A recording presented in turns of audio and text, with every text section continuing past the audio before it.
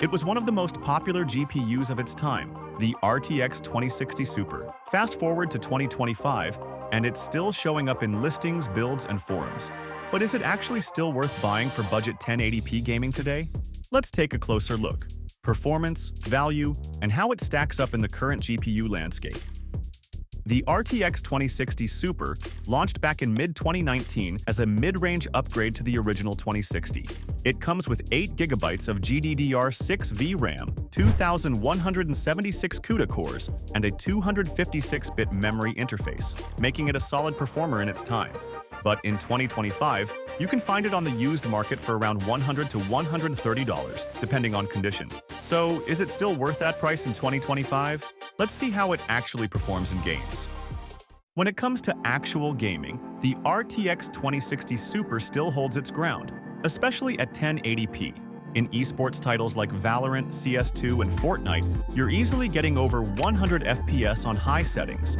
Even modern AAA games like Cyberpunk 2077, Elden Ring, or Hogwarts Legacy are playable at medium to high settings. Expect around 40 to 60 FPS, depending on the game. It also supports DLSS 2, which helps boost performance in demanding titles, but don't expect miracles. Ray tracing performance is still weak by 2025 standards. And with only 8GB of VRAM, newer games are starting to push its limits, especially at higher resolutions or ultra textures.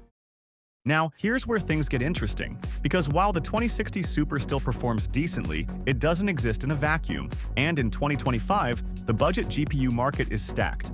For a similar price, you've got the RX 6600, which offers similar or better performance, lower power draw, and newer architecture.